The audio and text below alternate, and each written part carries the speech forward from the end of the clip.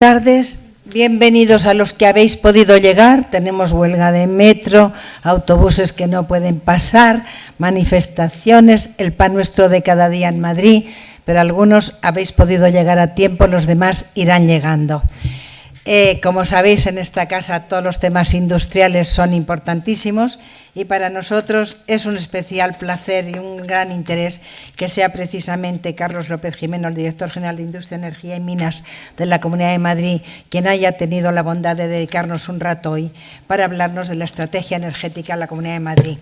Presentar a Carlos no tiene sentido porque es tan conocido, ha hecho tantas cosas en su vida en estos ámbitos, pero bueno, como sabéis, es director de Minas, es catedrático, es ingeniero de Minas, es catedrático de proyectos de ingeniería de la Escuela Técnica Superior de Ingenieros de Minas, de la Politécnica de Madrid, y ha hecho innumerables cosas. En este momento lleva ya bastantes años, desde el año 2000, en la Dirección General de Industria, Energía y Minas de la Consejería de Economía y Hacienda de la Comunidad de Madrid. Madrid es el segundo centro industrial de España, que esto hay muy poca gente que lo sepa después de Cataluña. Quiero decir que es una dirección general con un trabajo notable. A pesar del mucho trabajo, os gustaría tener más en estos momentos. Esto significaría, por lo menos, más de creación de nuevas actividades, puesto que con nueva inversión, nuevas actividades habría empleo. Pero va a llegar. Este año 2013 es extraordinariamente difícil en todas partes, también en Madrid, pero el 2014 va a ser francamente bueno para la industria en Madrid. Es necesario que de una dichosa vez empiece a funcionar el sector financiero. Todo el problema que tenemos es la falta de crédito. Sin crédito no hay quien haga ninguna inversión. La gente que hace una inversión pone en equity, en dinero, un 10 o un 20%, ya es una barbaridad, y el resto es crédito. Sin sistema financiero no hay forma humana de hacer inversión, y sin inversión no hay actividad, sin actividad no hay empleo. La Comisión de Industria de esta casa trabaja mucho y de una forma estupenda. Veo a varios miembros. Y Alfonso, esta mañana hemos tenido una reunión interesantísima sobre EURES, el programa de empleo de la Comunidad Europea. Un responsable de Bruselas ha tenido la bondad de venir y también una de las responsables en España, con quien estamos firmando un protocolo para activar un poco los trámites de los ingenieros que tengan interés en incorporarse a algunas de las vacantes de trabajo que hay en los países de la Unión Europea. Y yo les decía, Alfonso, que lo que no se mide no existe, que es una frase que todos vosotros decís a menudo. Bueno, pues sí que midiendo una serie de datos.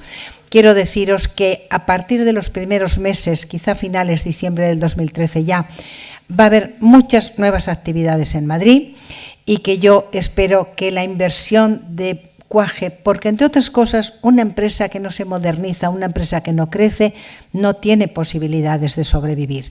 Sabéis que estamos exportando mucho. España no ha sido nunca un país exportador, pero hemos pasado, porque qué obligación y qué remedio teníamos, a exportar por valor del 33% del PIB en el año 2012, que son 340.000 millones de euros. Pero os digo esto porque lo importante de verdad es que los 6 primeros renglones eran productos industriales. Lo primero, bienes de equipo, lo segundo, automóviles, lo tercero, industria química, lo cuarto, agroindustria, textil y confección, que es curiosísimo lo mucho que estamos importando, y otras actividades de tipo industrial.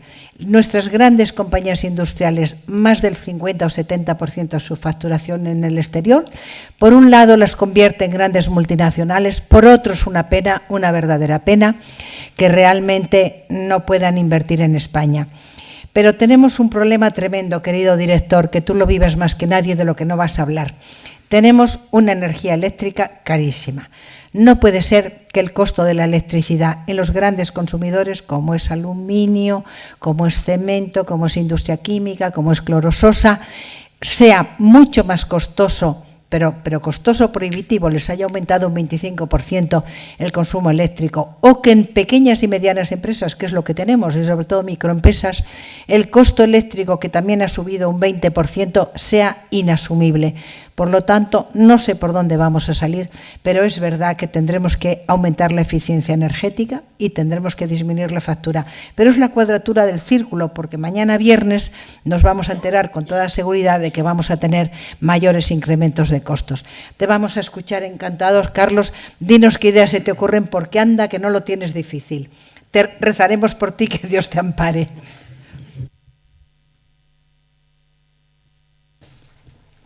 Pues muchísimas gracias, Muchísimas gracias, María Teresa. Quería saludarles a todos ustedes y también a las dos personas que estaban hasta hace un instante en la mesa, a Jaime y a Miguel Ángel, y, lógicamente, agradecer al Colegio de Ingenieros Industriales y a la propia Asociación de Ingenieros Industriales la oportunidad que nos dan a la Comunidad de Madrid de explicarles a todos ustedes en qué estamos trabajando en materia energética, que es el tema que nos convoca hoy aquí. Y precisamente en estos momentos que estamos elaborando el próximo plan energético hasta el año 2020, pues es un momento de captar ideas o que nos hagan propuestas para mejorar los planteamientos que se hacen desde la Administración. Yo quisiera dividir la exposición en varias partes. En la primera, pues hacer un esbozo de cuál es la situación energética de nuestra comunidad, que a veces es una gran desconocida en materia de consumo. Pasar a continuación a explicar brevemente cuál es la infraestructura de abastecimiento que tenemos en la comunidad y, por último, las principales actuaciones en materia de eficiencia energética, porque has puesto el dedo en la llaga y si en algo está apostando la Comunidad de Madrid es por la eficiencia energética, porque entendemos que cada millón de euros que tenemos que invertir es mucho más eficaz hacerlo en eficiencia energética que en otros menesteres. Luego, este es un tema discutible y que seguro que habrá personas en la sala que no estén de acuerdo con lo que yo vaya a decir, pero como habrá un tiempo para coloquio, pues podremos debatir lo que quieran ustedes. Bien, la exposición trata sobre la estrategia energética. No me he atrevido siquiera a utilizar la palabra política, porque a veces no es bien entendida. Entonces, preferimos hablar de estrategia energética de la Comunidad de Madrid. Algunas cifras macroeconómicas, vale la pena recordarlas, entre ellas las unidades físicas, o sea, que representa en superficie la Comunidad de Madrid, pues tan solo el 1,6% del territorio español, alberga más de 6 millones de habitantes y los datos de consumo últimos, y pido disculpas porque en estos momentos estamos elaborando el balance energético del año 2012, pero habrá bajado sensiblemente de esa cifra. El consumo en estos momentos está por debajo de los 11 millones de toneladas equivalentes de petróleo, lo cual representa aproximadamente el 11% del consumo nacional, y tan solo en una zona geográfica que representa, como decía, el 1,6% del territorio.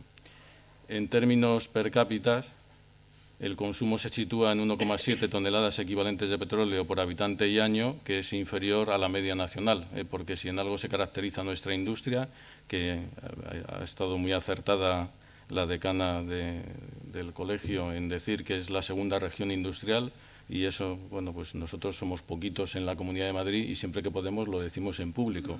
Alberga la comunidad la segunda zona industrial de España. Lo que sucede es que no tenemos una industria muy intensiva en consumos energéticos. Por lo tanto, tenemos, y además somos, entiendo yo, más eficaces y eficientes, como luego comentaré, tenemos un consumo del orden del 1,71. El reparto por sectores es el que tienen ustedes ahí. Aproximadamente el 50% de toda la energía se lo lleva el sector transporte, aunque ahora haré un comentario para aclarar ese porcentaje tan elevado. Al sector doméstico residencial le corresponde casi la cuarta parte, el 24,2%, a la industria el 11,7%, al sector servicios el 12,1% y luego hay otra serie de pequeños sectores con unos porcentajes mucho menores. Decía que quería hacer un breve comentario del sector transporte, que prácticamente consume los 5 millones y pico, 5,5 de toneladas equivalentes de petróleo, porque ahí está incluido el aeropuerto de Barajas, que se lleva la bonita cifra de 2,5 millones de toneladas equivalentes de petróleo en forma de queroxeno de aviación. Pero al ser una infraestructura que está vinculada a la Comunidad de Madrid y siguiendo las normas de la Agencia Internacional de la Energía, hay que imputar los consumos de las aeronaves a la Comunidad de Madrid, al aeropuerto de Barajas. En cualquier caso, el transporte se lleva una parte muy importante. Haciendo un análisis del consumo por fuentes, tenemos el siguiente esquema. El 55% son productos derivados del petróleo, es decir, las gasolinas, el gasóleo, tanto de automoción como de calefacción. pequeñas cantidades de... Se me ha ido la hora de la cabeza, pero grandes cantidades de queroxeno de aviación, iba a decir pequeñas cantidades de fuel oil que todavía se consumen, cada vez mucho menos.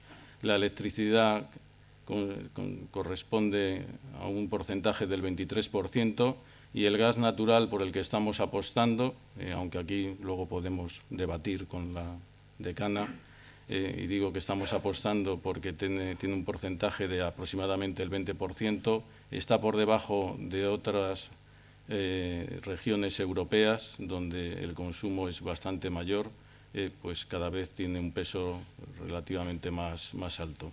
Aparece un porcentaje pequeñito del 0,1% correspondiente al carbón, y es que es curioso, pero todavía en la ciudad de Madrid, y hablo de la ciudad de Madrid, tenemos 400 salas de calderas. Por más que hemos hecho un esfuerzo tremendo desde la Dirección General de Industria, Energía y Minas, hace tan solo 5 o 6 años teníamos más de 2.000 salas de calderas de carbón. En estos momentos pues quedarán unas 400. Hay bastante resistencia de tipo sociológico más que de tipo técnico o económico. Luego podemos profundizar un poco más en este tema. Bien, ¿cuáles son los ejes principales de actuación de la Comunidad de Madrid? Yo siempre lo simplifico en 3, que además coinciden lógicamente con la estrategia o con la política energética a nivel nacional. No podemos pensar ni plantear el abastecimiento energético de la Comunidad de Madrid como si fuera una isla o con un planteamiento, vamos a decir, pueblerino. Es decir, estamos en un contexto europeo y, por lo tanto, nuestro abastecimiento depende de lo que suceda en el entorno. Y digo esto porque muchas veces nos pueden plantear construir centrales dentro del territorio de la Comunidad de Madrid, que estamos abiertos a que se construya alguna, pero hay que tener una visión un poco más amplia, lógicamente, cuando se aborda esta problemática. Como les decía, los grandes ejes de actuación los resumimos en estos 3 que ven ustedes al principio, y luego hay un cuarto eje derivado de los anteriores que comentaré posteriormente. En primer lugar, lo que tenemos que garantizar es disponer de buenas infraestructuras de abastecimiento. Yo siempre lo traduzco como el tener grandes autopistas de la energía. Si las calles son estrechas, tendremos atascos. Lo que no queremos es tener esos atascos ni en las líneas de alta tensión, ni en los gasoductos, ni en los oleoductos. Y para ello estamos trabajando, como comentaré posteriormente, con las empresas transportistas, tanto de gas como de electricidad, y también, como no puede ser de otra forma, con la compañía logística de hidrocarburos, dado que las gasolinas, y eso muy poca gente de a pie, digamos, se lo imagina, las gasolinas o los gasóleos nos llegan no por camiones cisterna, nos llegan por oleoductos a la Comunidad de Madrid, y luego se distribuyen, lógicamente, hasta los centros de consumo por camiones cisterna. El segundo eje consiste en fomentar las fuentes de energía renovables. Si bien yo adelanto que lo que representa en toneladas equivalentes de petróleo en estos momentos puede estar en el entorno de las 300.000 toneladas, frente a los 11 millones de consumo que he citado anteriormente. Y el tercer eje, que es el más importante para nosotros, es el fomento del ahorro y la eficiencia energética. En el año 2004 nos habíamos planteado un objetivo aparentemente modesto, que era alcanzar en el 2012 el 10%. Creemos que lo hemos alcanzado con las cifras que luego proyectaré al final. Parece un objetivo modesto, pero es que un 10% de 11 millones es 1.100.000, es decir, 3 veces más de lo que aportan las instalaciones de energías renovables. Por eso estamos intentando ser lo más eficaces y activos posible en materia de eficiencia energética, y queda mucho por hacer todavía. Y, lógicamente, hay otro objetivo secundario, que es minimizar el impacto ambiental del consumo energético. Todo lo anterior da como consecuencia a una mejora de la calidad del aire, lógicamente. Yo creo que es de todos conocidos, pero esta es una imagen proporcionada por Red Eléctrica de España, que lo que viene a decir es que en el territorio nacional hay 2 grandes sumideros de energía eléctrica, y efectivamente, viendo los consumos y la demanda en invierno, pues vemos en la zona de Barcelona que se produce un consumo tremendo, al igual que sucede en la Comunidad de Madrid. ¿Por qué pongo esta imagen? Porque, lógicamente, para garantizar el abastecimiento de la energía eléctrica tenemos que tener una fuerte y robusta red de transporte. Por eso es fundamental resolver los retrasos de proyectos que están pendientes, no tanto en el territorio de la Comunidad de Madrid, que ahí sí tenemos capacidad de influir, sino incluso fuera del territorio de nuestra comunidad. Es decir, una línea que nos venga del noroeste, prácticamente desde Ponferrada, si lleva retrasos en su repotenciación o su instalación, pues puede afectar a la Comunidad de Madrid, como ya ha sucedido en alguna ocasión con algún temporal que ha tumbado alguna línea de transporte de 220 o de 400 kilovoltios y que fuera de la Comunidad de Madrid pues hemos tenido que ir a animar a los compañeros de otras comunidades para que agilizaran el otorgamiento de autorizaciones. Esta es la punta de invierno, la ubicación de la generación y la potencia instalada, es decir, como comentaba anteriormente, Madrid es un gran sumidero, pero los centros de producción también están muy apartados, salvo alguno que está al sur de Madrid, concretamente las centrales de ciclo combinado que tenemos en Aceca, en Toledo. El resto están bastante apartadas y, lógicamente, tenemos que contar con esa red de transporte para que el abastecimiento esté garantizado. Los ejes principales de la red de transporte eléctrico las conocen todos ustedes, es el eje noroeste-Madrid, el eje Extremadura-Madrid y el eje Levante-Madrid. Y luego disponemos de un anillo de 400 kilovoltios que rodea las grandes urbes, líneas de conexión con centrales y 7 subestaciones de transporte alrededor del núcleo principal de población. Esta es la imagen, en el color rojo se pueden observar las líneas de 400 kilovoltios, las líneas de 220 son las de color verde y el cable subterráneo se representa por una línea de puntos. Y en la imagen de la derecha, en la tabla de la derecha, se ven las 7 subestaciones principales pertenecientes y gestionadas por Red Eléctrica de España. Con ellos trabajamos estrechamente, como no puede ser de otra manera, y se coordinan no solamente con las administraciones, sino también con las 2 principales empresas distribuidoras que conocen todos ustedes, como son Iberdrola y Gas Natural Fenosa en estos momentos.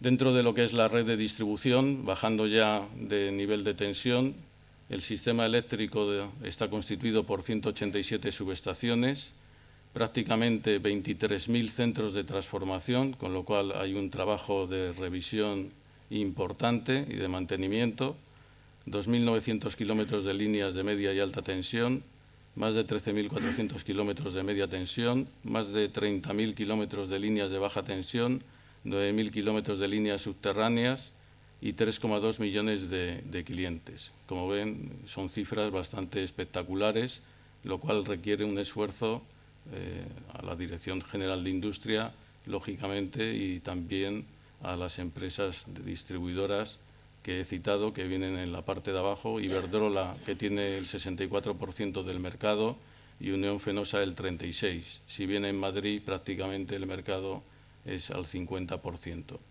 Y luego, tan solo con un 0,2%, Hidrocantábrico tiene una subestación en Pinto y algunas líneas de distribución. ¿Qué es lo que ha sucedido en la Comunidad de Madrid? Bueno, pues como en otras comunidades, en los años anteriores hemos padecido cortes de suministro, es decir, no hay ningún sistema infalible y, lógicamente, si queremos la perfección, pues tendríamos que pagarla. Eso es cierto, pero lo que también es cierto es que la sociedad madrileña cada vez ha soportado peor los apagones, los conocidos apagones, y ni que decir tiene que, aunque no sean grandes apagones, pero sí microcortes, las empresas industriales también reclaman y se quejan. En el año 2004 tuvimos 2 incendios de 2 subestaciones muy importantes en la Comunidad de Madrid, si recuerdan ustedes, en el mes de julio enfrente al Jardín Botánico, en el Paseo del Prado, y en el mes de diciembre, si no recuerdo mal, no sé si a finales de noviembre o primeros de diciembre, también otra subestación de Unión Fenosa, Méndez Álvaro, junto al Corte Inglés, también se incendió. Y se incendiaron no como consecuencia de la obsolescencia, porque la que primero salió ardiendo estaba energetizándose, o sea que era completamente nuevo el transformador. Y la segunda, que se incendió, llevaba 6 meses en operación.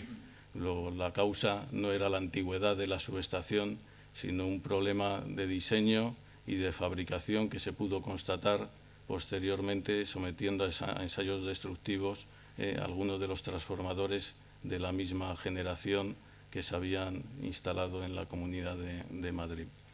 Posteriormente, en el año 2006, en la zona de Argüelles, Iberdrola también tuvo otro incendio importante que provocó la instalación de 35 grupos electrógenos en pleno mes de junio, con una alarma social importante y que provocó que la Comunidad de Madrid publicara la Ley 2007 de Garantía de Suministro Eléctrico en nuestra región.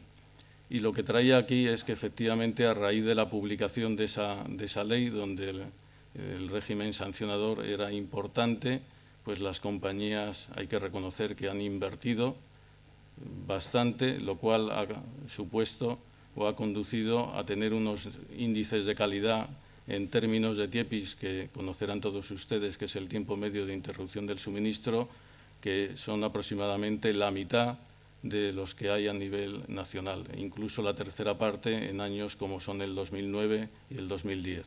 Ven la curva de color rojo, que es el TIEPI nacional, la media nacional, y el TIEPI en la Comunidad de Madrid, que está por debajo de los 0,5 horas al año.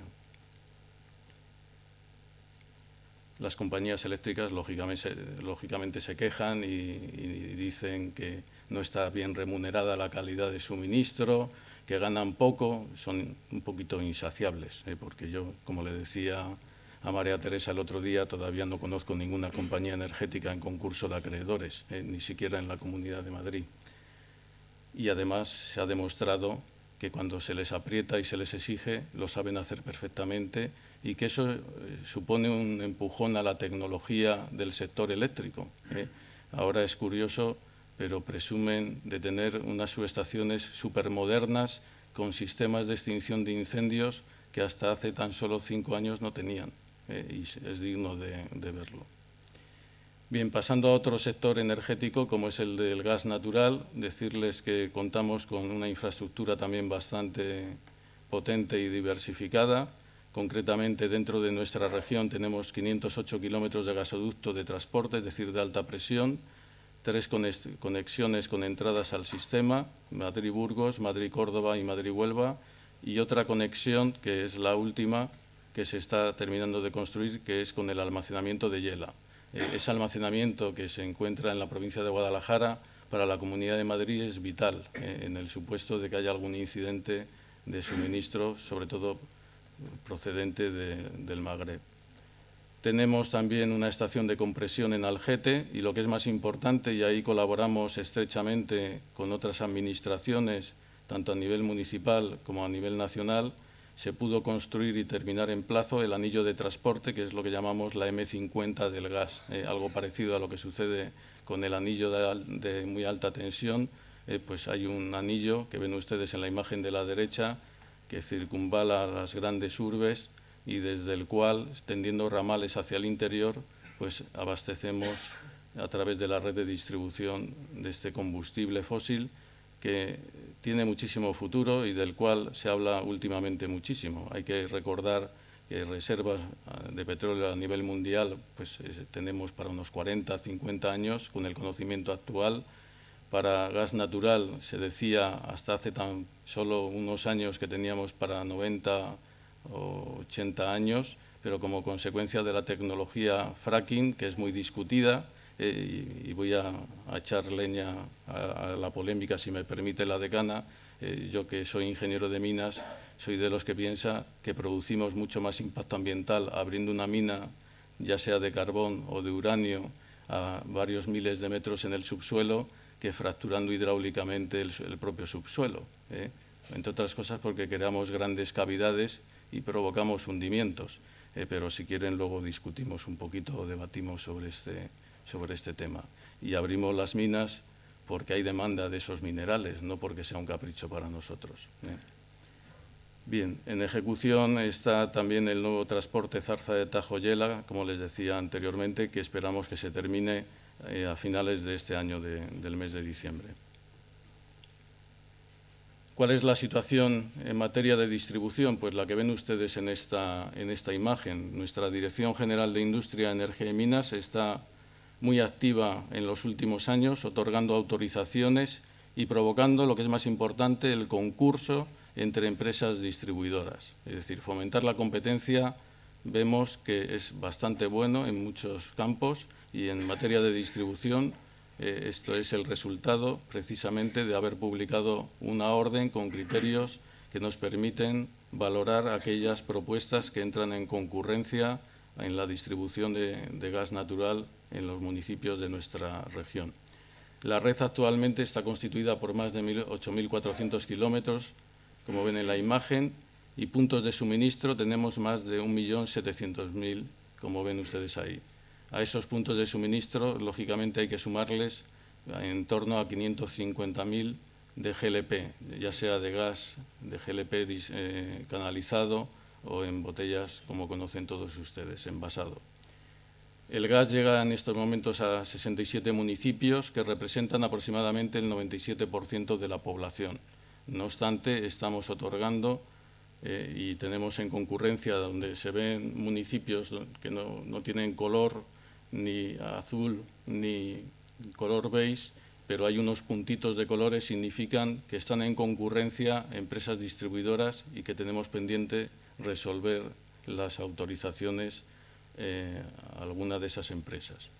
E incluso estamos facilitando la introducción del gas natural con plantas satélites, siendo conscientes de que la conexión a la red de distribución pues, puede tardar varios años. Lo que estamos autorizando es la construcción de esas plantas satélites, de esos depósitos de GNL, para que llegue el gas natural cuanto antes al resto de los hogares de la Comunidad de Madrid. En tramitación, como ven ustedes en la imagen, tenemos 43 solicitudes para gasificar nuevos municipios. Y esto forma parte de la estrategia energética de la Comunidad de Madrid, porque entendemos, y no solamente lo entendemos, sino que se constata que el precio del kilovatio hora de gas natural frente a otros combustibles como el gasóleo en estos momentos es un 40% inferior. Además de las ventajas medioambientales, porque como ya saben ustedes, el gasóleo lleva azufre en su composición. Bien, esto es un resumen de lo que acabo de comentar. Además de esa gasificación de los nuevos municipios, otras actuaciones importantes que estamos llevando a cabo desde hace ya bastantes años son la sustitución de las calderas de edificios de la Administración por calderas de gas natural. Consumimos muchísimo gasóleo y tenemos en propiedad más de 600 edificios con calderas de gasóleo antiguas, ineficientes y muy contaminantes. También en el ámbito industrial estamos muy activos en colaboración, como no puede ser de otra manera, con las dos empresas distribuidoras, que antes se me ha olvidado decirles cuáles eran. Las de color azul pertenecen a Madrileña Red de Gas, que es una empresa, digamos, relativamente nueva como consecuencia de la venta de activos que tuvo que llevar a cabo Gas Natural al comprar o al adquirir Unión Fenosa. La Comisión Nacional de la Competencia les obligó a desprenderse de más de 300.000 puntos de suministro que corresponden a los municipios de color azul.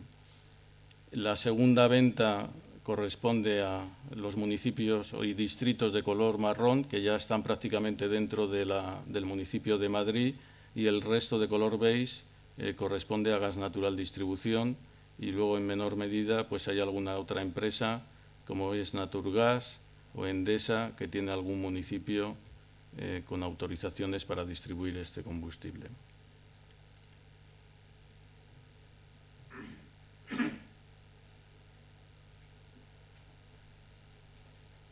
Bien, en esta tabla ven algunas cifras. Para nosotros es importantísimo en estos momentos de crisis el reactivar la economía, y una forma indirecta de hacerlo es otorgar autorizaciones para que se lleven a cabo estas infraestructuras.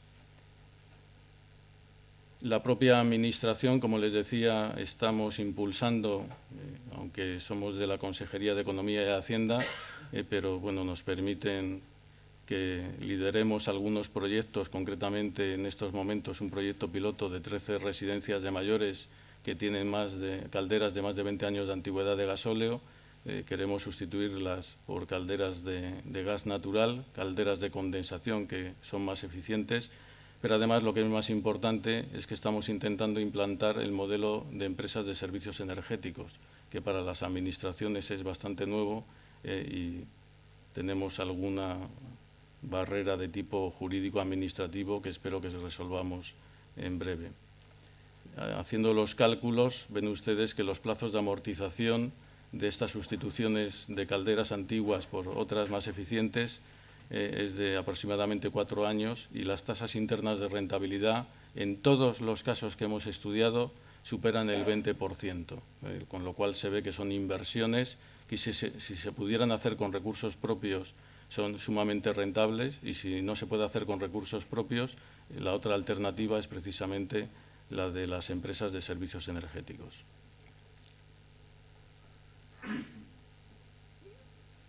Amparándonos en un programa que conocerán ustedes, que es el que se denomina Plan 2000S, que correspondía los 2.000 a 1.000 edificios de la Administración General del Estado y otros 1.000 de comunidades autónomas y ayuntamientos, nos acogimos a ese plan y en estos momentos participan los ayuntamientos de Alcalá de Henares, Alcorcón, Collado Mediano, Galapagar, Madrid, Rivas-Vaciamadrid, Sevilla-la-Nueva y Soto del Real. Son actuaciones en 75 edificios y 6 alumbrados públicos, con ese modelo de gestión de empresas de servicios energéticos.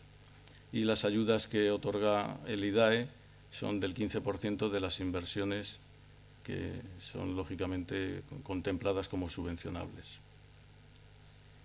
Bien, dentro de lo que es la concienciación y la labor de promoción de la eficiencia energética, habrán oído ustedes ya desde el año 2006 distintos planes Renove, el plan Renove de electrodomésticos, el plan Renove de ascensores, el plan de fomento de detectores de presencia, el plan Renove de calderas, etcétera. En estos momentos en los que no tenemos la posibilidad de firmar convenios de colaboración con el IDAE, sí hemos logrado, con el apoyo de los fabricantes de calderas, los instaladores de gas y las empresas distribuidoras, mantener los planes que les voy a citar a continuación. Por un lado, el plan Renove de calderas individuales, con unos resultados espectaculares y manteniendo un incentivo económico de 200 euros. El que tenga interés no solamente tiene información en el boletín que les hemos entregado, sino también en la página web cambiatucaldera.com. Simplemente decirles una anécdota real. Hace tan solo 3 años, cuando tuvimos reuniones con los instaladores de ASEFOSAN, que es la asociación que los agrupa, los propios instaladores decían que la tecnología de condensación no funcionaba en la Comunidad de Madrid. Bueno, ni en la Comunidad de Madrid ni en España. Cuando eran calderas, que son las únicas que están permitidas, por ejemplo, a instalarse en Inglaterra y en otros países europeos. España no puede ser diferente ni lo es en estos momentos en materia de instalaciones térmicas. Decían que la tecnología no funcionaba y que además los condensados tenían un pH que iba a corroer las tuberías. Pues no ha sucedido ni una cosa ni la otra. Hemos sustituido 70.000 calderas. Si no hubieran funcionado, hubiéramos tenido graves manifestaciones delante de la Dirección General de Industria. Entonces, digo esto porque muchas veces las administraciones no son sensibles ni conocedoras de lo que se está haciendo en el resto de Europa. Y en España lo que tenemos que hacer, lo primero es copiar lo que se hace en Alemania o lo que se hace en Francia o se hace en Italia. Y que no nos consideren los fabricantes como tercermundistas, porque todavía nos pretenden colocar calentadores atmosféricos con los que la gente se muere. Yo a algún fabricante le digo que a ver si tenemos que volver al siglo XVI o XVII, cuando los ingenieros de minas utilizábamos a los condenados a muertes para ver si había grisú en las minas y les obligábamos a entrar con antorchas. Luego evolucionamos y utilizamos el canario. Entonces, espero que no tengamos que regalar canarios desde la administración autonómica, cuando hay tecnología en el mercado. La diferencia de precio, y esto lo cuento aquí porque en el nuevo RITE todavía hay un periodo de transición en el cual se pueden colocar calentadores atmosféricos, lo cual me parece auténticamente demencial. La diferencia de precio entre un calentador atmosférico y un calentador estanco es de 180 euros, como mucho. Y la vida de una persona, para la Dirección General de Industria de la Comunidad de Madrid, vale muchísimo más que 180 euros. No sé si estarán ustedes de acuerdo conmigo o no. Tenemos el plan Renove de Salas de Calderas, donde hace años pretendíamos sustituir, como les decía, las calderas de carbón y ahora estamos intentando sustituir las calderas de gasóleo. En los últimos 3 años, el número de actuaciones, que lo tendrán ustedes en el boletín, ha superado el 1.000.000 y concretamente este año creemos que se está haciendo un esfuerzo por parte de las comunidades de propietarios y de los propios fabricantes e instaladores para superar la cifra de las 400 calderas anuales. Las ayudas son importantes. En el caso de las calderas, si no recuerdo mal, son del 12% del coste elegible, es decir, de la inversión, excluyendo parte de lo que son costes de albañilería, con lo cual pues son cantidades ya apreciables en términos de ayudas que, repito, están concedidas por las entidades que participan. No tenemos recursos en la Administración para seguir manteniendo estas subvenciones. Y por último, aunque estamos trabajando en otros planes Renove, hemos logrado, y esto es una actuación que parece anecdótica, pero que tiene mucho que ver con lo que les voy a contar después, la mejora de la envolvente, el plan Renove de ventanas de PVC. ¿Y por qué el PVC? Bueno, pues porque el resto de los sectores, el aluminio, la madera, cuando nos dirigimos a ellos no quisieron. Ahora están llamando a nuestra puerta para que saquemos un plan Renove de ventanas de aluminio. Son ventanas, lógicamente, desde el punto de vista térmico aislante, muy eficientes, con unos requerimientos que son superiores a los del Código Técnico de la edificación, y la ayuda o el incentivo se concreta en 110 euros por metro cuadrado, siempre que sea de doble acristalamiento, de aislamiento térmico reforzado y rotura de puente térmico. Este programa está ahora mismo abierto y está despegando en estos momentos. También estamos trabajando en otros planes que conviene que los cuente someramente aquí, como es el plan Renove de instalaciones eléctricas comunes. Creemos, y no solamente creemos, sino tenemos constancia de que tenemos en la Comunidad de Madrid más de 30.000 edificios con las instalaciones eléctricas comunes en un estado antirreglamentario, y lo que no queremos es sancionar a diestro y siniestro, no es nuestra filosofía, y además no conseguiríamos cobrar las sanciones en estos momentos. Lo que nos preocupa es la seguridad de esas instalaciones. Por eso nos hemos puesto de acuerdo todas estas entidades que ven ustedes en la imagen. Por un lado, las empresas distribuidoras que tienen la necesidad de colocar contadores electrónicos, y ahora les contaré cómo lo estaban haciendo hasta hace unos meses, no en todos los casos, pero sí en muchos. Participan las empresas instaladoras, los organismos de control que están agrupados en esta asociación que se llama SEICAN, las empresas distribuidoras de material eléctrico, y también participa la Fundación de la Energía, que es nuestro brazo armado en muchas ocasiones en materia de divulgación o de difusión, y la propia Dirección General de Industria, Energía y Minas. Y la ayuda que se da para motivar y animar a las comunidades de propietarios a que renueven estas instalaciones eléctricas de enlace es de 120 euros por contador. Bueno, estos son algunos datos estadísticos de la antigüedad de estas instalaciones, no me voy a entretener, pero sí proyectar dos imágenes. Esto es muy habitual. Ven ustedes que es un cuarto de contadores bastante antiguo, y que acoge no solamente material eléctrico, sino de pintura, la ropa del portero, la escalera que utiliza, en fin. Pero lo que es más lamentable es lo que hemos podido ver hace poco tiempo. Estos son contadores electrónicos. ¿Ustedes creen que esto es razonable, que en el siglo XXI esto esté hecho por compañías eléctricas? A nosotros no nos lo parece.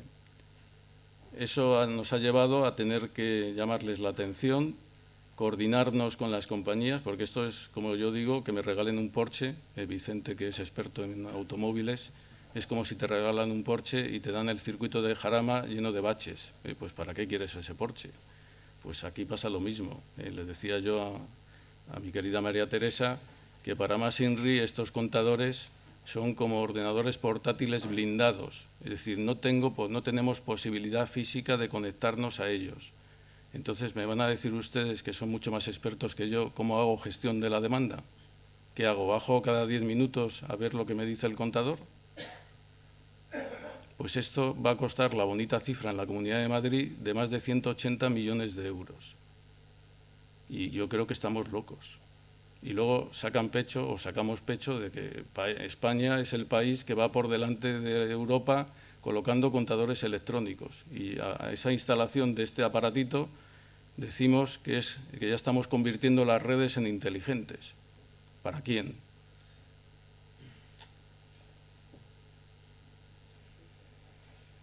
Bueno, este es un tema que da para mucho, incluso para una sesión monográfica. Estos son, bueno, simplemente las órdenes publicadas por el Ministerio referentes a las tarifas eléctricas y al plan de despliegue de los contadores electrónicos. Yo creo que más valdría ir despacito y pensar bien las cosas y cumplir con unas especificaciones que permitan hacer esa gestión de la demanda, porque si no, esa inversión que al principio te dicen, no, ¿quién invierte en la publicidad? Las compañías eléctricas dicen, ¿quién invierte? Usted no, el particular no, la compañía. ¿Quién lo paga? El particular, a través del alquiler del aparato.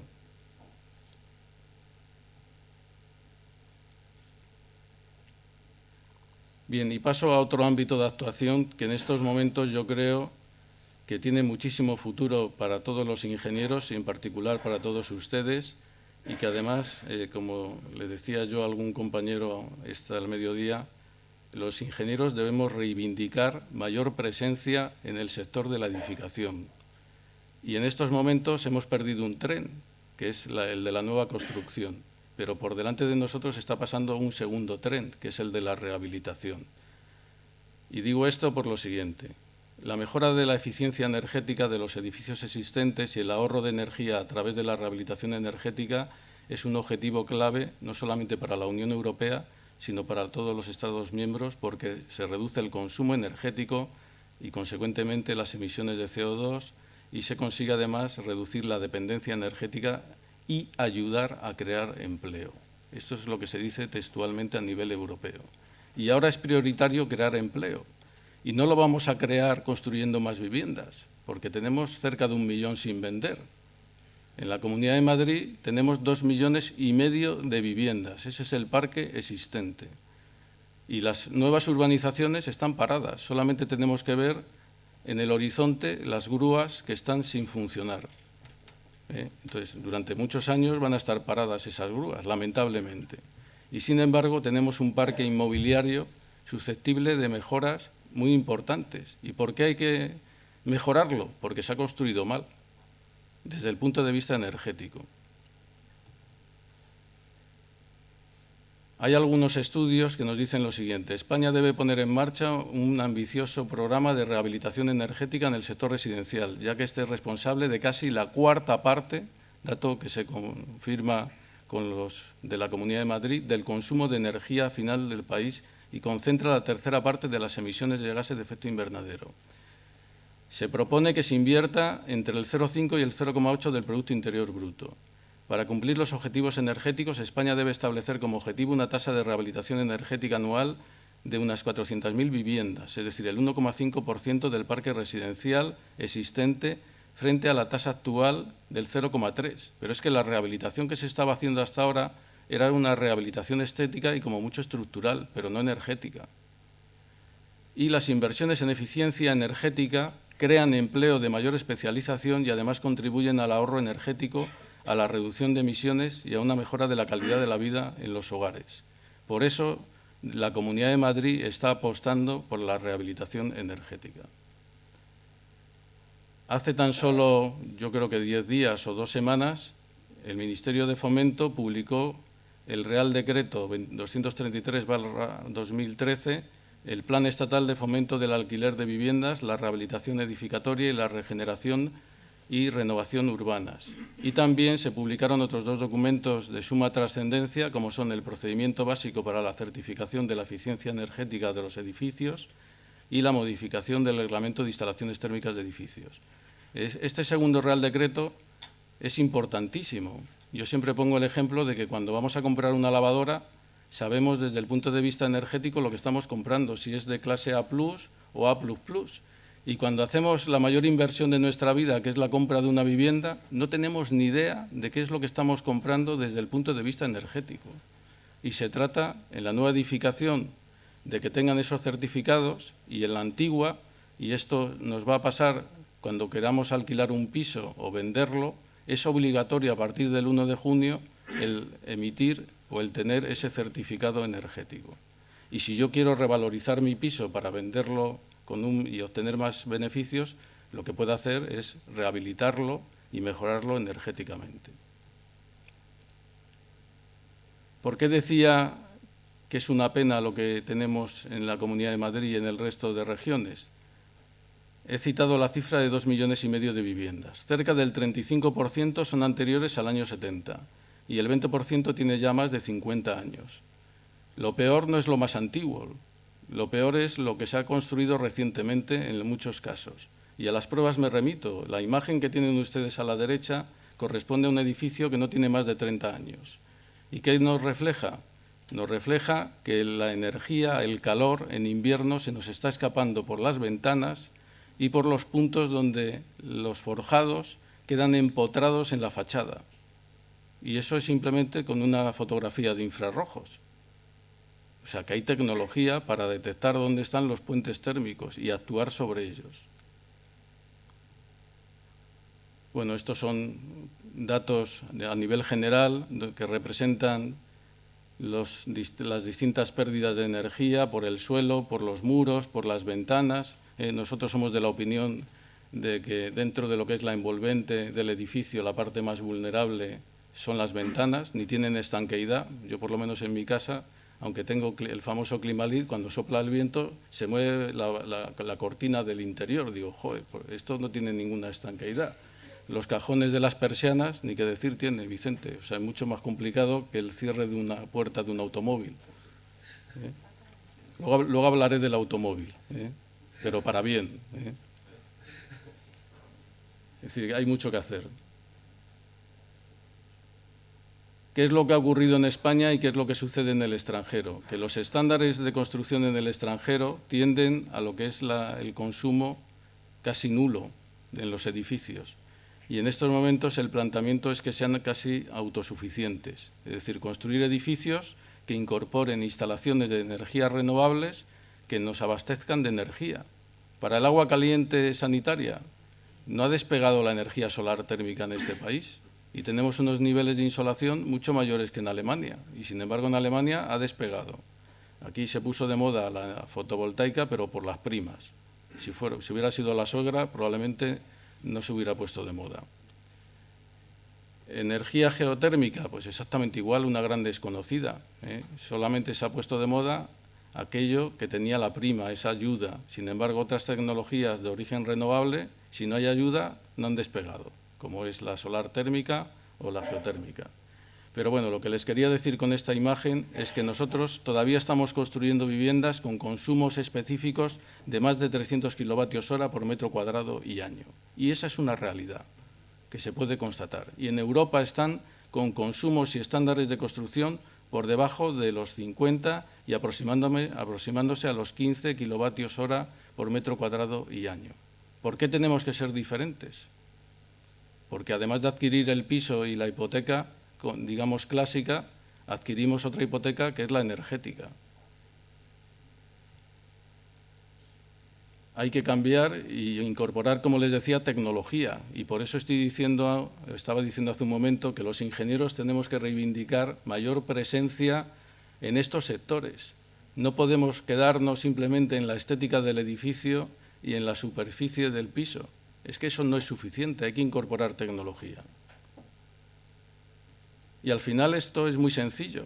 Yo siempre lo explico con dos modelos que son completamente extremos, que algunos se extrañará de lo que voy a decir ahora. ¿Es el modelo cafetera o el modelo termo? Y la gente me pregunta y me dice, ¿qué estás diciendo? Digo, sí, si tú quieres tener el café caliente tienes dos opciones. O lo calientas y consumes permanentemente en una cafetera, que es el modelo de la izquierda, que es lo que tenemos como modelo edificatorio en España. Para mantener el nivel de confort tengo que tener la caldera permanentemente consumiendo. O el modelo termo, que yo caliento una vez el café y conservo ese calor con un mejor aislamiento. En definitiva, ¿qué estoy pretendiendo decir? Que hay que incorporar materiales aislantes, materiales industriales en la nueva edificación, que es anacrónico construir las fachadas ladrillo a ladrillo. Totalmente anacrónico. Hay que industrializar la construcción y hemos perdido una oportunidad de oro. En España, le decía María Teresa, cuando inauguramos la planta de yeso laminado de Saint-Gobain en San Martín de la Vega, nos decían los directores franceses, estamos asombrados. Esto era hace 5 años. En España se construyen más viviendas que en Alemania, que en Inglaterra y que en Francia conjuntamente. Hemos perdido una oportunidad de oro. Lo más inteligente sería una solución intermedia. O sea, yo no digo que el modelo termo sea lo mejor, hay que echar números porque a lo mejor es un poco antieconómico, pero la solución intermedia sería lo más inteligente. Y ya me van a permitir que haga una última reflexión. ¿Se han planteado ustedes qué tecnología adquirimos cuando compramos un coche de 20.000 euros? Mucho más que cuando yo compro un piso de 400.000. Es decir, cuando me gasto 20 veces más. Y les voy a hacer comparaciones. En un coche me ayudará Vicente, que es experto en el automóvil. Normalmente tengo elevalunas eléctricos. ¿Cuántas persianas tenemos motorizadas en una casa? Muy pocas. En un coche tenemos sistema antirrobo. Si lo quiero en una casa lo tengo que pagar aparte y pagar un seguro. Además, la climatización es súper eficiente en el coche. Programo ahora mismo la temperatura del piloto, del copiloto, de los pasajeros. En mi casa, o paso frío en una habitación o calor en la otra. Luego ya el ordenador de a bordo me está dando el consumo instantáneo, el medio, el parabólico, el hiperbólico, me da todos los consumos. En una casa, si yo quiero saber lo que estoy consumiendo, como no baje al cuarto de contadores, la compañía eléctrica no me lo está facilitando, ni me lo va a facilitar.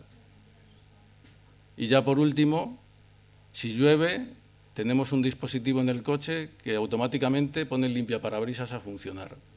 En las casas, si llueve y tenemos la ropa tendida afuera, que es muy habitual porque los arquitectos no saben que hay que tender la ropa, si se lo digo a mi mujer, encima me echa la bronca y me dice, no me has avisado y se ha mojado todo. O sea, un desastre. Y ya para finalizar, en el coche tenemos hasta música ambiental, cosa que no tenemos en las casas. ¿Cómo es posible que no hayamos incorporado tecnología industrial en las viviendas? ¿Cómo es posible? ¿Y cuánto costaría? ¿Cuánto cuesta un kit tecnológico, Vicente, de un coche? Muy poquito. Lo único que hay que hacer es estandarizar y normalizar. Con esto les animo a que reivindiquemos el papel de la ingeniería en la sociedad actual. Es decir, que hay que estar por encima de la crisis. Y cuando tengamos que rehabilitar, que rehabilitemos con inteligencia, que no sigamos aplicando las mismas tecnologías o las mismas técnicas, que no son tecnologías.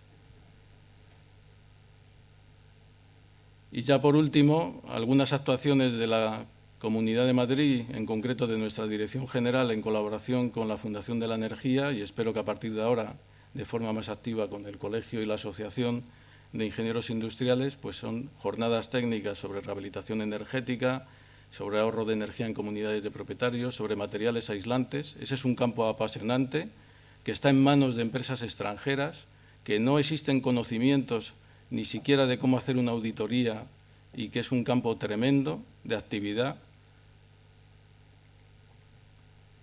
Auditorías energéticas, análisis de eficiencia energética por termografía infrarroja.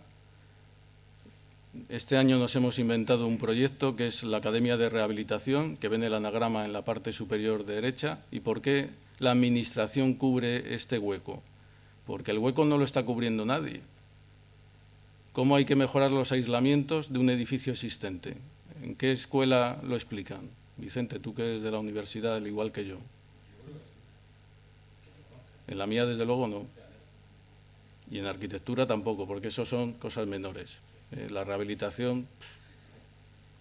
Bueno, pues hemos puesto en marcha 10 cursos referentes a rehabilitación, tanto para el aislamiento térmico de edificios como mejora de acristalamientos y ventanas, de instalaciones eléctricas, instalaciones térmicas, incorporación de tecnologías renovables, gestión y planificación de obras de rehabilitación. Les invitamos a que nos acompañen al congreso, al primer congreso sobre rehabilitación energética de edificios que se celebrará el próximo mes de junio, el día 11 y 12. Contamos con el apoyo de muchas entidades privadas y asociaciones. Esperamos incorporar al Colegio de Ingenieros Industriales. No sé si me dejará la decana. Sí, claro. Y bueno, también labores de concienciación de nuestros funcionarios, donde se les da consejo para ahorrar energía en los edificios públicos. Y todo esto me estarán diciendo ustedes, esto me parece muy bien, la música suena fenomenal, pero ¿esto está sirviendo para algo? Pues yo creo que sí. Nosotros hacemos un seguimiento anual mediante la elaboración del balance energético y hay un indicador que es el que utilizamos, que es la intensidad energética, que no es otra cosa más que el cociente entre el consumo de energía y el Producto Interior Bruto que generamos en la Comunidad de Madrid. Y lo que estamos viendo es que cada año que pasa consumimos menos energía para la misma riqueza. Luego estamos siendo cada vez más eficientes. Luego vale la pena seguir apostando por la eficiencia energética. Y como ejemplo, yo siempre recurro a símiles o a situaciones que llamen la atención. Hace tan solo 3 o 4 años, cuando queríamos invertir en energías renovables, teníamos que invertir unos 4 o 5 millones de euros por cada megavatio eólico de potencia instalada. Esa era la inversión específica. Si quería, he dicho eólico, en fotovoltaica, en fotovoltaica. Si quería invertir en parques eólicos, había que invertir 1 millón de euros por cada megavatio. Pero si en lugar de invertir en renovables ese 1 millón de euros, lo invertimos en ahorro y eficiencia energética, conseguimos 2 o 3 negavatios con N, no con M, sino con N. Concepto que a las compañías no les gusta mucho, digo a las compañías eléctricas. Reducimos la dependencia energética, reducimos la contaminación, somos mucho más eficientes, es decir, invirtamos en eficiencia energética cuando tenemos escasez de recursos. Con esto termino y citando una frase o parafraseando a Albert Einstein que decía: hay una fuerza motriz más poderosa que el vapor, la electricidad y la energía atómica, y esa es la voluntad. Pues eso es lo que tiene la Comunidad de Madrid y, como dice el eslogan, con la suma de todos. Muchas gracias.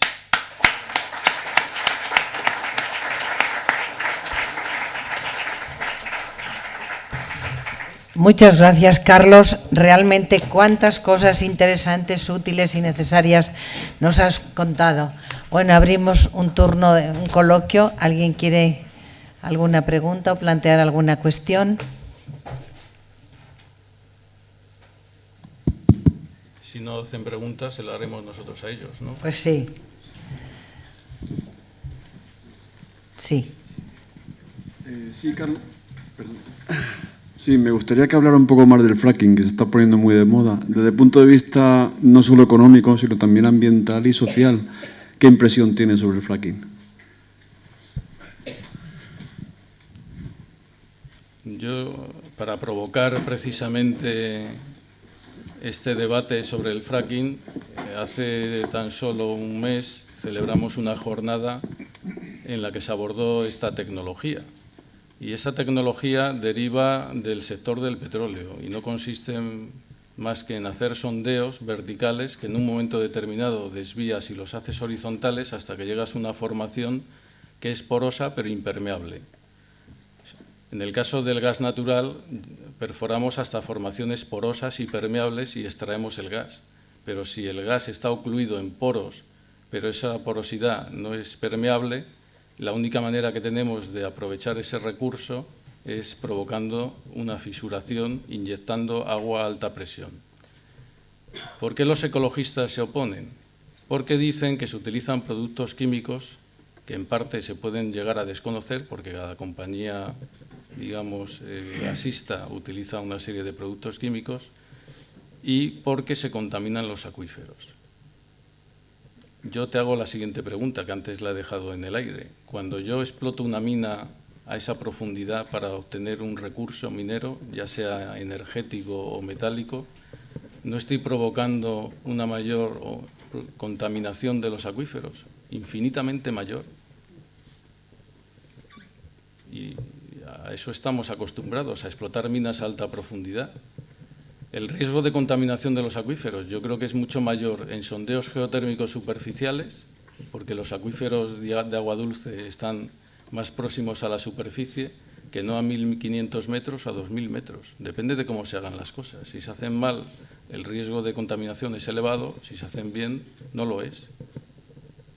Yo solamente os digo que Estados Unidos ha pasado de ser importador de gas natural a exportar gas natural, y que países como Estados Unidos, Canadá y Australia están apostando por esa tecnología. Y España, donde tenemos una dependencia energética muy superior a la media europea, pues todo lo rechazamos. Rechazamos el fracking, rechazamos los sondeos petrolíferos de exploración cerca de Canarias. Si construimos un parque eólico, seguro que hay rechazo social. Entonces, ¿cómo queremos abastecernos?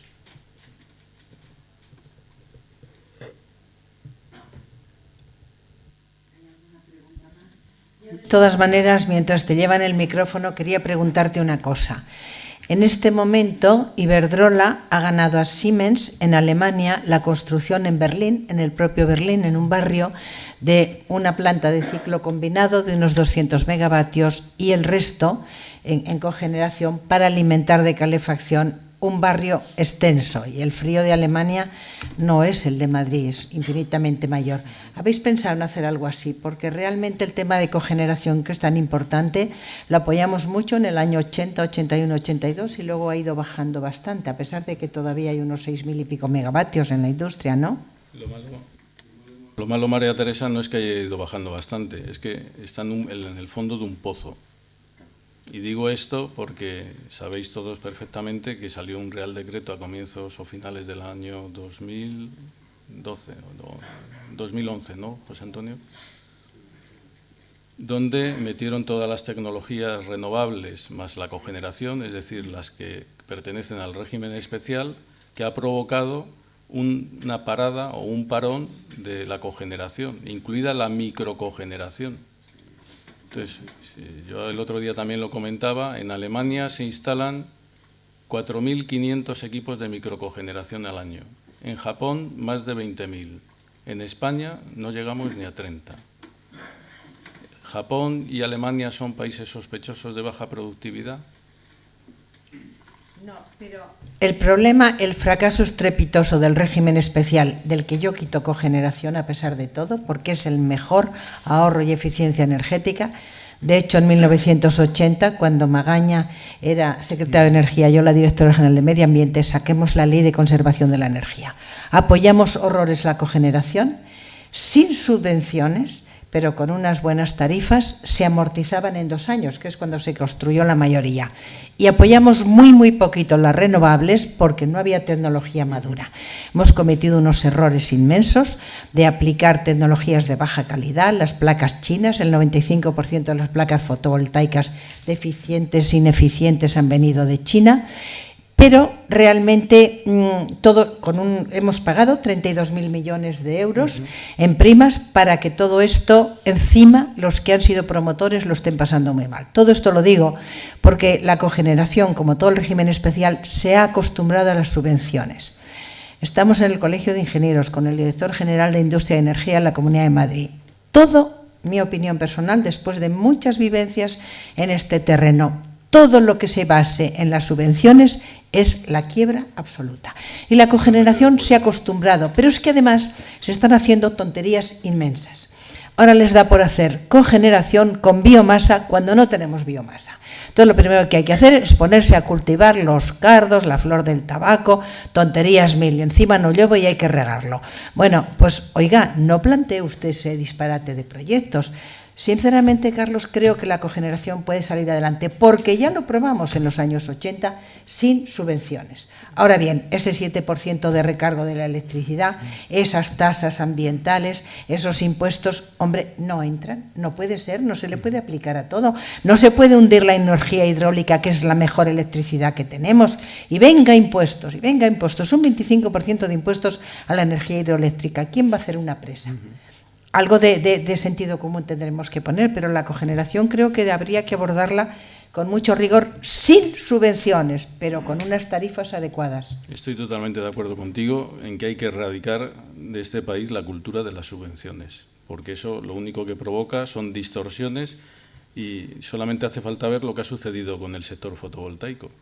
Hubo un efecto llamada, pero llamada a fondos de inversión, a la especulación, a irregularidades, que en la Comunidad de Madrid nos salvamos por una decisión política de nuestra presidenta, que dijo que no quería ni un solo huerto solar en la Comunidad de Madrid. Y eso es lo que nos ha salvado de escándalos a la Comunidad de Madrid. Y la alternativa que nosotros siempre hemos planteado, las cubiertas de las naves industriales y naves logísticas. Tenemos millones y millones de metros cuadrados disponibles para colocar esas instalaciones. Y algo se ha hecho, ¿eh? Sí, no. En Agustín de Guadalix y en otros sitios, o General Motors en Zaragoza. El objetivo del Plan Energético 2004-2012, que eran 20 megavatios, me parece, ¿no, José Antonio? Lo hemos superado con creces, pero sin tener que invertir o permitir construir los huertos solares, que entre otras cosas generan un impacto ambiental más que considerable. Bueno, solo una cosa y después que pregunten otros. La Comunidad de Madrid tiene un reto importantísimo. Nuestra estupenda anterior presidenta no quería nada energético, ni siquiera plantas de ciclo combinado. Y hay un problema importantísimo en Madrid. Está el anillo eléctrico. Lo más importante de la energía eléctrica es la estabilidad de las redes. Y la estabilidad de las redes en la Comunidad de Madrid es extraordinariamente difícil. Tiene que venir aportando por todas partes, porque no tiene generación propia. Si Madrid quiere tener garantía de suministro, tendréis que plantearos en hacer una planta o dos plantas de 400 megavatios de ciclo combinado, o sea, 800 megavatios, porque Madrid, de verdad, Carlos, lo necesita. ¿Habéis pensado algo de esto? A nivel técnico estoy totalmente de acuerdo contigo. Bueno, las decisiones políticas también cambian, porque Dios y el tiempo todo lo arregla. Lo que añado a esa afirmación que acabo de hacer, que la hago con todo el cariño del mundo, porque es cierto que está estudiado y a nivel técnico pues nos vendría fenomenal tener una planta de ciclo combinado, que no es una planta nuclear ni nada extraño, y además el tenerla en el territorio de la Comunidad de Madrid o a pocos metros en Castilla-La Mancha, yo siempre digo que la contaminación no sabe de fronteras, y es así. Lo que sí también manifiesto es lo siguiente: en estos momentos tenemos constancia de que hay proyectos importantes de parques eólicos en la comunidad limítrofe, en Castilla-La Mancha, que contemplan su evacuación a subestaciones de la Comunidad de Madrid. Yo por eso decía, eso es alguien que quiere instalar una planta de ciclo combinado.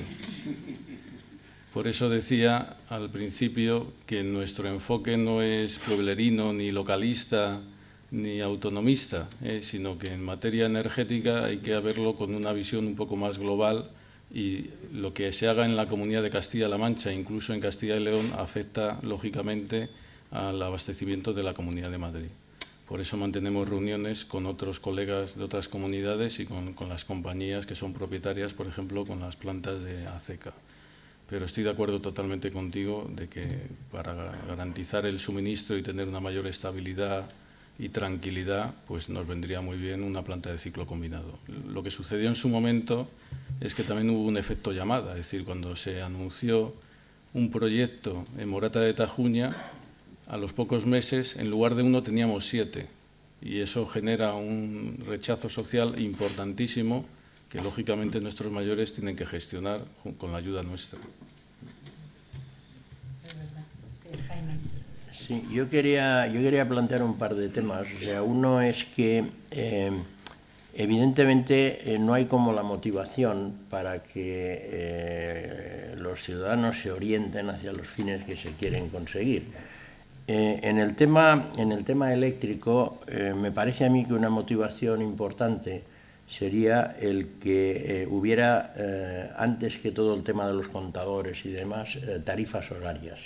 O sea, tarifas diferenciadas por horas, de manera que la gente se sintiera motivada a consumir mirando cuándo consume. Eso ayudará al despacho y a la modulación de la demanda.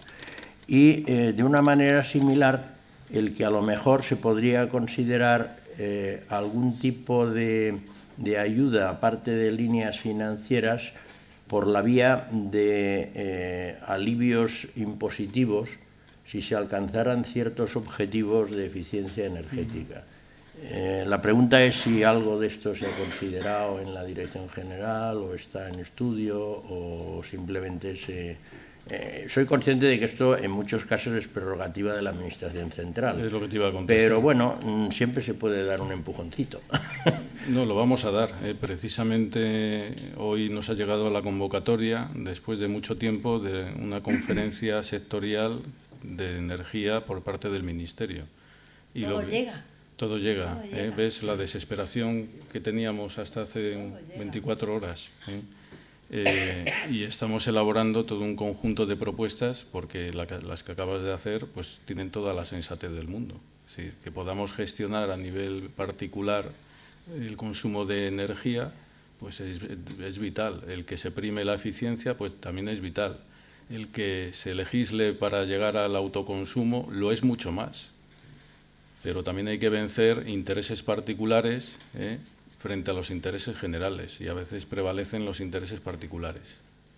Y no digo, sobre todo en el autoconsumo, porque la tecnología existe. Donde están los impedimentos es en la conexión, muchas veces, que tienes que hacer y que no logras hacerla. Y que te encuentras con instalaciones que están sin poner en marcha porque no están conectadas. Pero sí que desde la Dirección General de Industria queremos ser la mosca esa que está incordiando en ocasiones y revoloteando. Pues si es el papel que tengamos que hacer, lo haremos, porque hay mucho que hacer en la comunidad.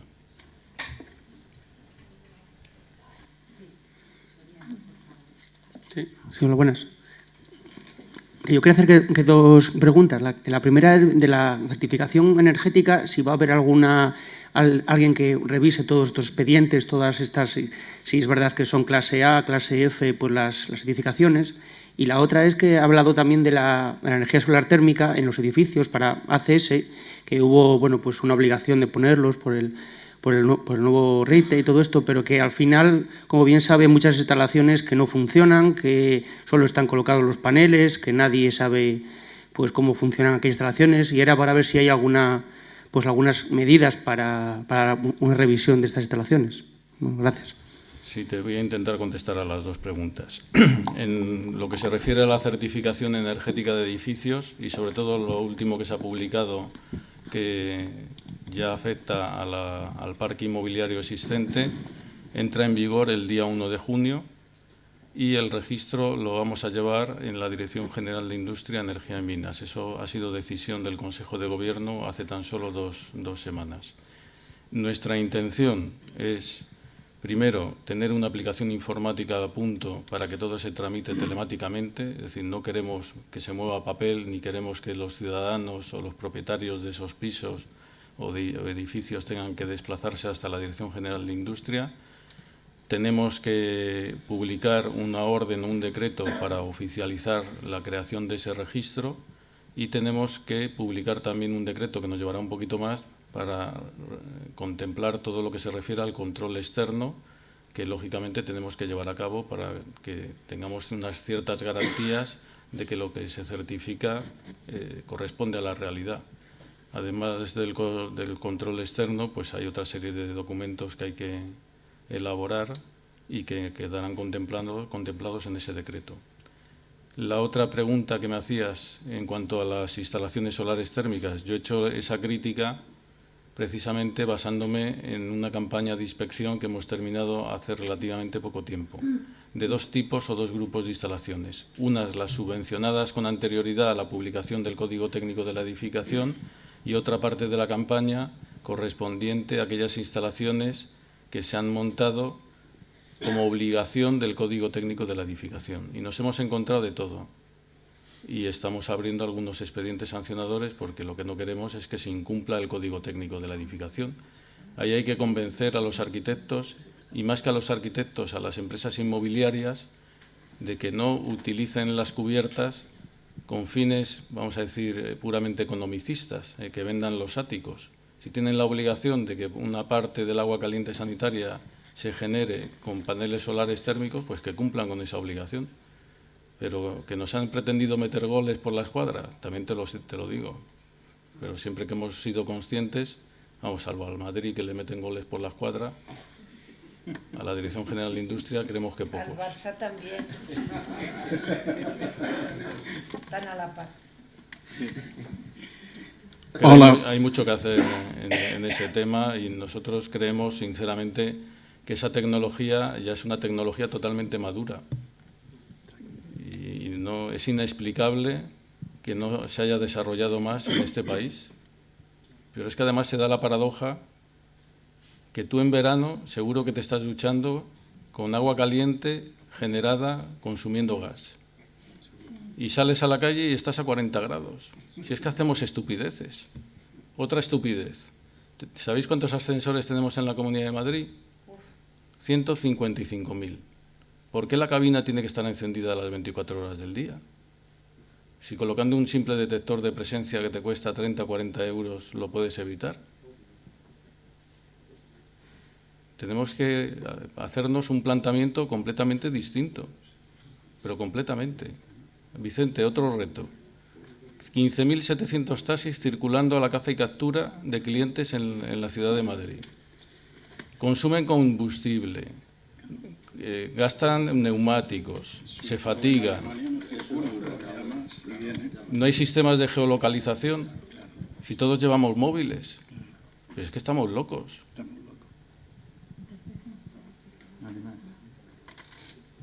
No sé si querías. Soy Manuel Soriano, de la Comisión de Medio Ambiente. No puedo estar más de acuerdo contigo cuando dices que el ingeniero tiene que tener mayor protagonismo en la edificación y cuando defiendes la rehabilitación frente a la obra nueva en la situación en la que estamos. Pero sin embargo la rehabilitación no arranca por muchísimas barreras y aparte de las cosas que tú has puesto ahí de la mejora de la eficiencia energética, yo confío muchísimo en el proyecto de ley que se ha mandado al Congreso el 12 de abril, que es el proyecto de ley de la Ley de Rehabilitación, Regeneración y Renovación Urbanas, que apuesta por una cosa que yo creo que es lo que hay que hacer. Una rehabilitación de carácter integral, porque el problema que ha tenido la rehabilitación es que tiene muchos adjetivos y cada uno defiende más el adjetivo que el sustantivo de la rehabilitación.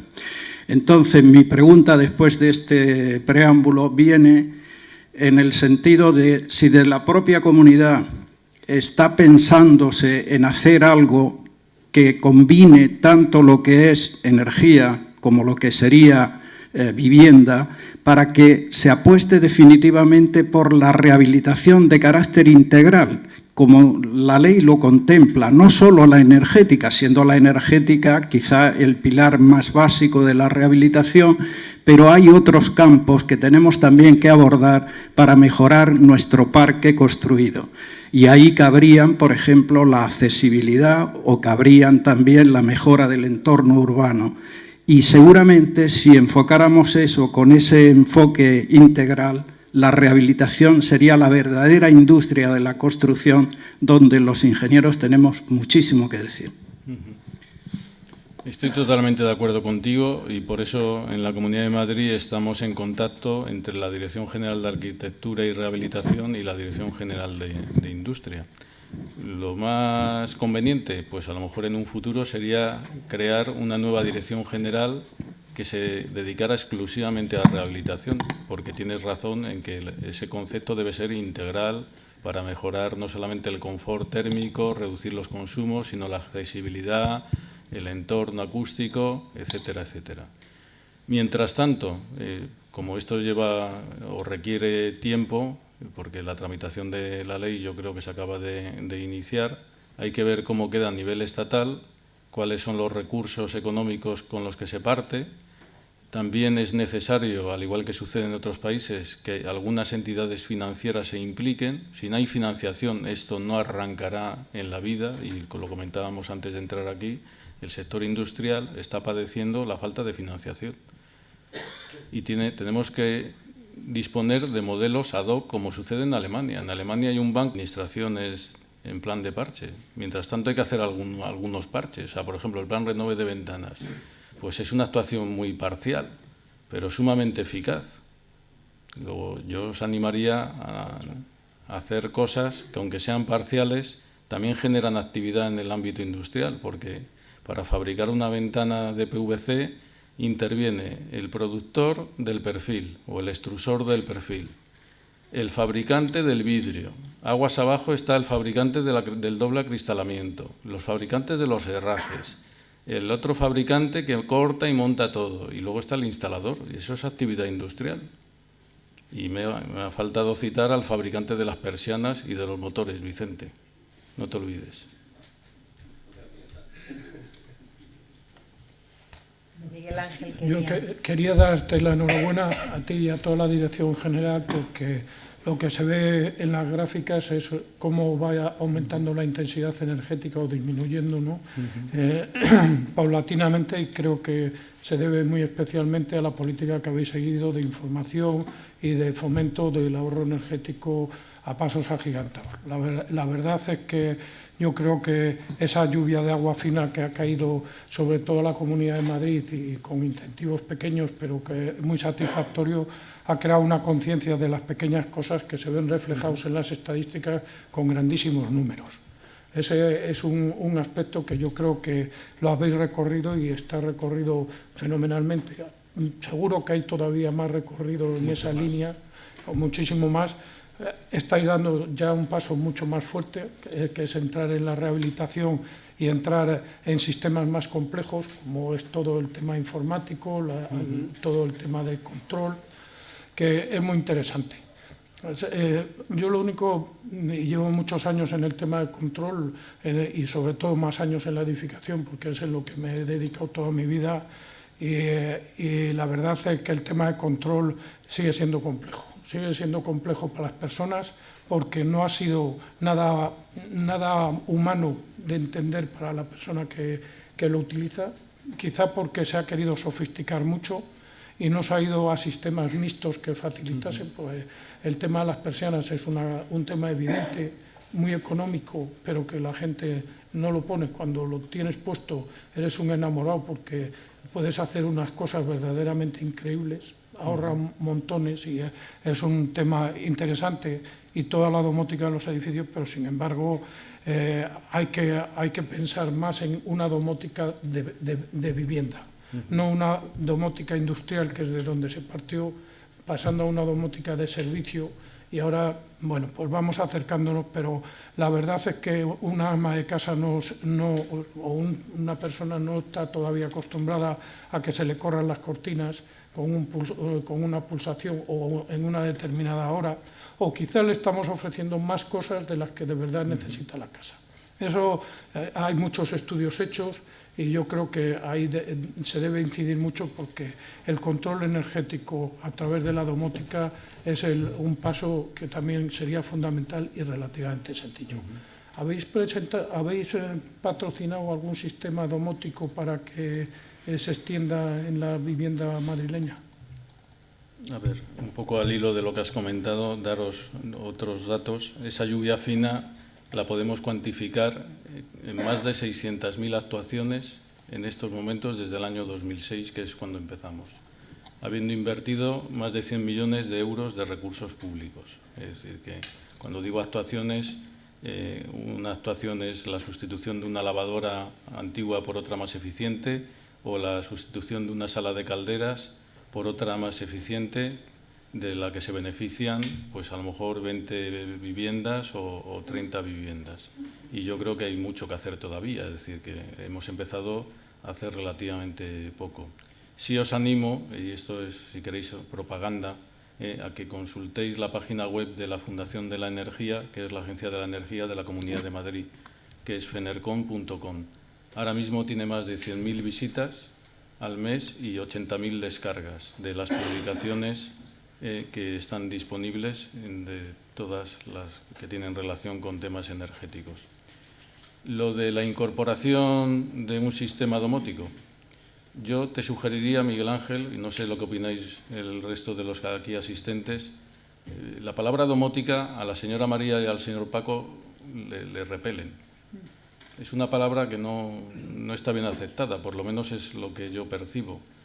Entonces, a lo mejor lo que hay que hacer es hablar de paquete inteligente o de tecnología doméstica, y puede ser un paquete tan sencillo como la motorización de las persianas y luego ir incorporando otra serie de dispositivos.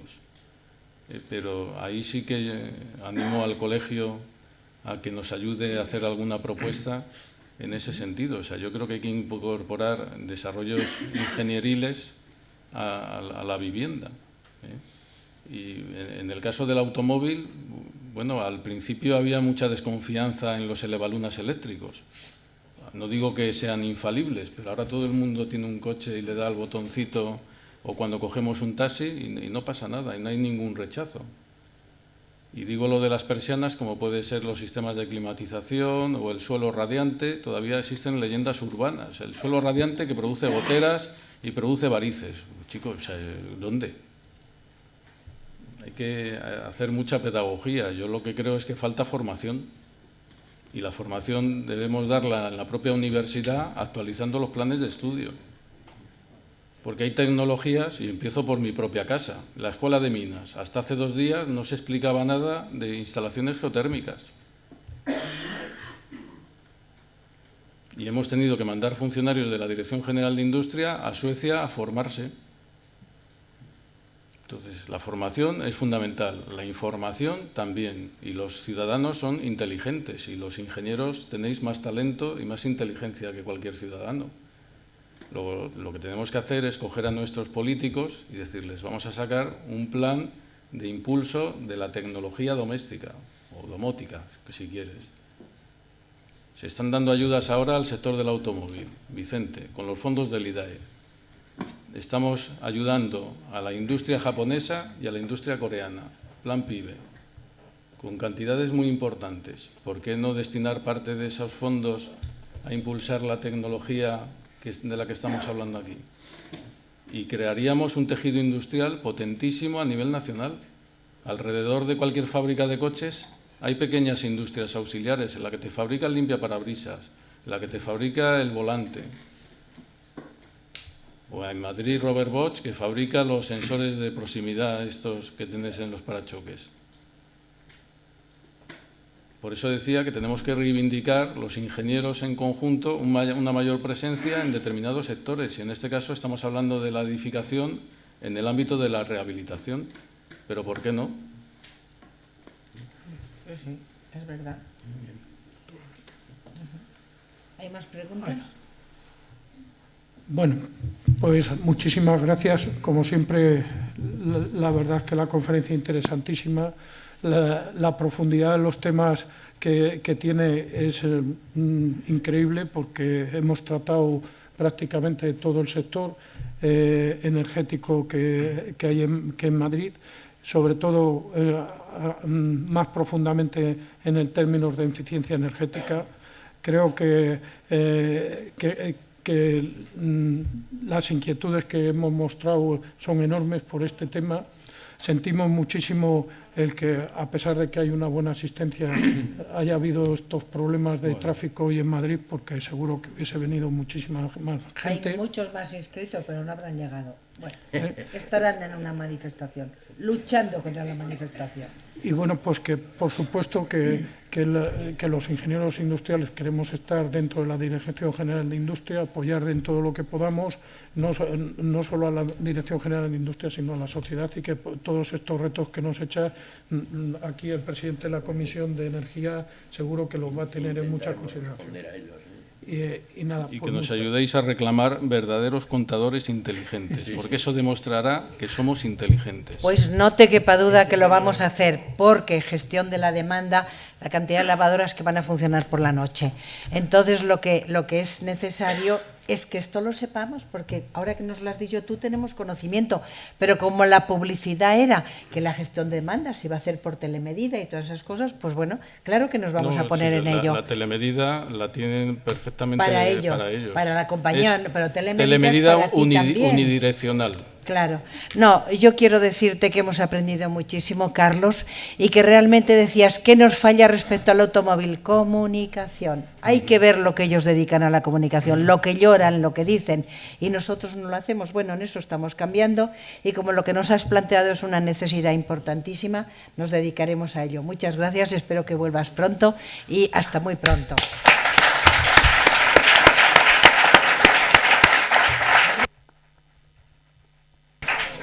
A continuación podemos pasar al bar a tomar una copita, ¿no?